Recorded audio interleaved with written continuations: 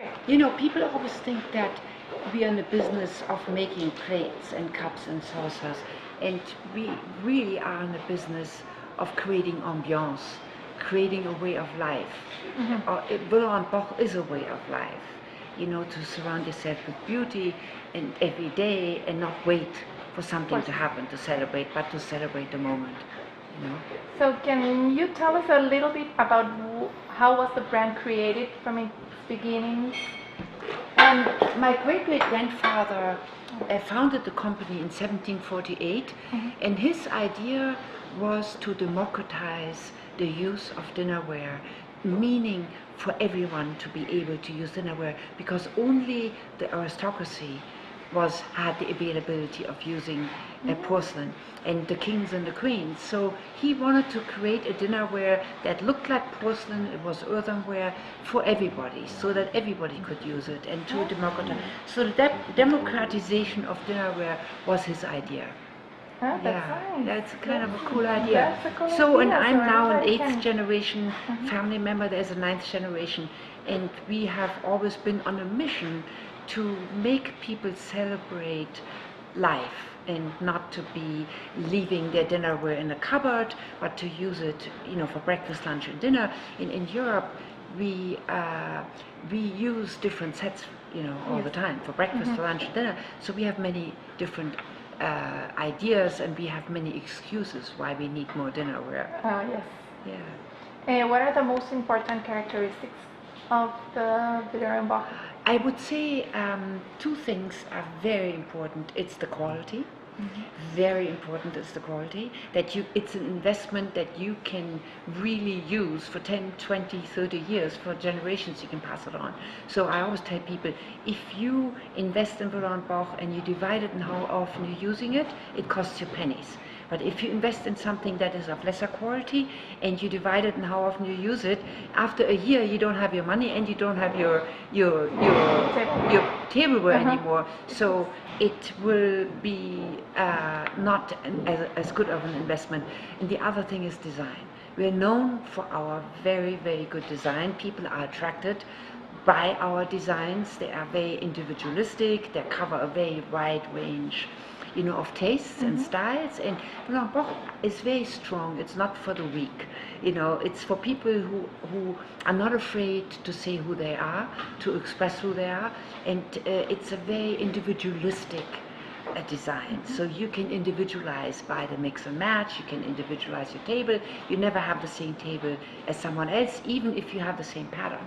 So you say you have French garden, it will be different from your neighbors, or from your sisters, or from your mothers. Or just the way that you set up. Mixing it, because you're mixing it in a different way. Everybody does. Which one is your favorite collection? Oh, that's very difficult.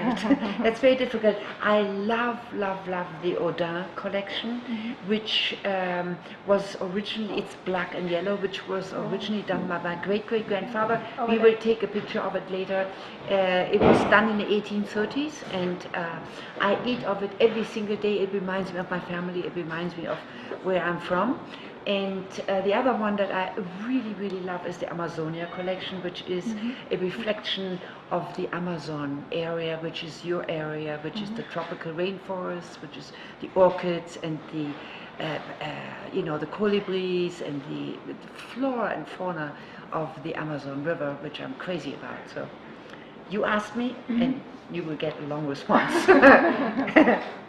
When presenting a table, what are the three main things that can never be forgotten? When you what? When setting a table. When setting a table, let yourself be inspired by the food you're serving. You know, in Europe, we will have fish plates and we will have breakfast plates, and so we think about the food we're serving, what goes well. You know, so we think about what kind of plates I'm going to use. Am I going to use all white? Am I going to do all pasta? But I also like to be inspired by color. I always change the placemats, I'm changing the runners, because those are the clothes of the table. So you have the same tableware, but you can change the look with your table, with your runners, with your placemats, with your glasses, with your chargers. You can do red, you can do green, you can do blue, you can do gold, you can do silver. And remember, those are the clothes of your table. The tableware is you. You look the same way, but you always change your look by wearing different clothes. So your table should never look the same. It should wear different clothes. So you asked me for 3 things, you said. I would say color, I would say the clothes of your table, not to forget that. And I would say mix it up, change crystals. You can mix them up. You don't have to do the same thing every day. Always, be aware of change, not do the same thing every day. Quality must be the first characteristics that one should look for. Personally, I look for that in clothes, and I look for that because it makes me feel better. And if I use a beautiful glass and it doesn't have to be formal, my food tastes better, my drink tastes better out of a beautiful glass. And if I have a chipped mug every day, I'm going to be in a bad mood every day. So it affects my mood. What I eat of, how I eat, what I eat from, what I drink from will affect how I feel. I always say it's better than Prozac to have a beautiful cup, to have a beautiful mug, to have a beautiful plate. And I think beauty, not only beauty, but quality does have to do with it. Yeah. Well, Christmas season is beginning. Yes. And we have a new collection for Yes, Christmas. we always do have, each year we create and have to reinvent Christmas. And so whatever we make each year becomes a collectible. And so we play around with traditional Christmases, with the reds and the greens, and with gold and with silver, but we have different motives every year. This year we are emphasizing the train aspect, because every family, no matter if you have 10 girls, will have a train because the father likes to play with trains. So the train this year is it's in our inspiration, Polar Express idea. In Germany, train sets are always part of Christmas. So Christmas is all about our childhood. Christmas is all about memories and tradition and rituals, and it brings out the child in us. So we can play with toys, so our toys are represented on the borders of plates, very European. The traditions of Europe we celebrate every year, and so you do here, in Central America as well.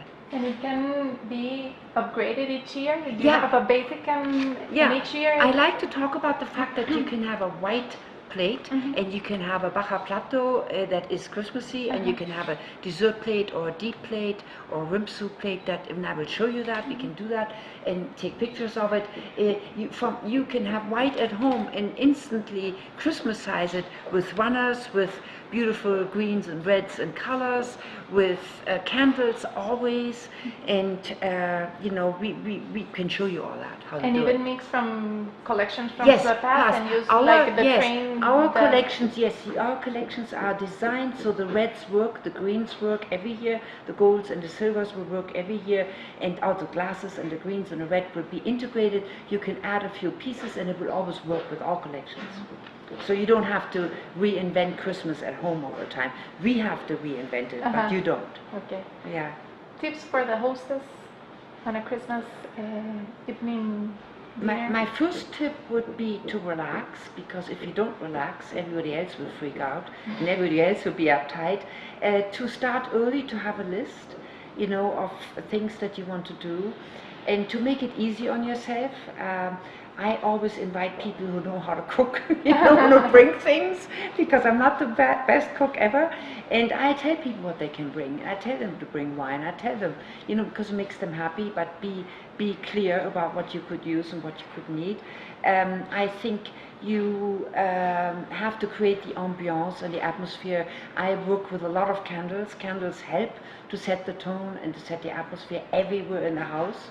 To turn down the lights. You don't see the dust balls, if you turn down the lights.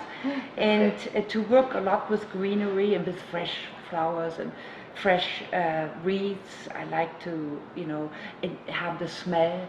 I like to work with the senses of smelling and of the visual senses and of taste, and in Germany we work a lot with hot apple cider and hot mild wines, and that helps to relax people. you know. And the smells and the colors are inspiration. Yeah, I for- think the visual and the smells, to speak to all senses, you know, to speak to not just your taste, but to also your visual, and you know, come up with a color scheme. Am I going to do all gold, or I'm doing all silver or platinum? I can mix the metals, you know, but work with your visual senses, you know, and with fresh wreaths and fresh flowers and the, what do you call it, the Tannenbaum, you know, the fresh greeneries. Greeneries. Yes. Yeah, greeneries. And even we are all modernizing. Do you see Villeroy&Boch always on the scene of a very nice table? Modernizing? Yes, even times are changing and people are You know like what? Christmas, caring more. Christmas can be modern and can be very contemporary, but Christmas is also a very traditional feast.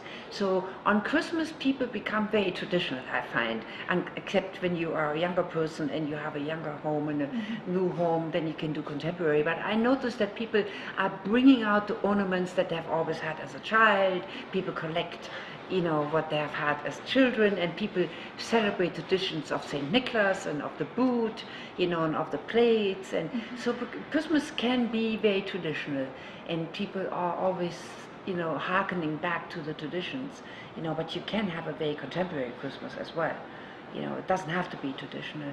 I don't know that I understood your question. No, that's it. It's okay. What do you visualize for the future of Villeroy&Boch?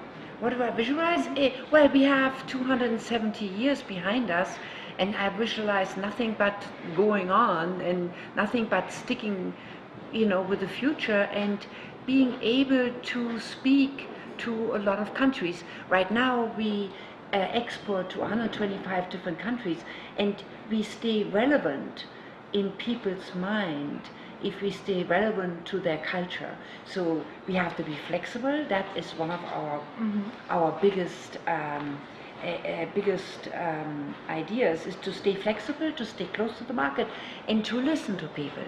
To stay relevant and to stay in business for 8 generations or 9 generations, you have to listen to your markets. And the markets are not all the same. Central America is different from Asia. Asia is different from India. India is different from Australia. So it's a big challenge to satisfy the needs of all these markets. It's really huge, because you can't be making everything for every market. You can't be making everybody's favorite thing. You know, then we would go crazy, you know, so it's really a challenge to find. It's like in the car business, you know, to make that car that works on all markets. That works. Yeah, it's a big challenge. And that can be... Yeah, and to not lose your DNA, to stay with your DNA, to stick with who you are, which is a European brand.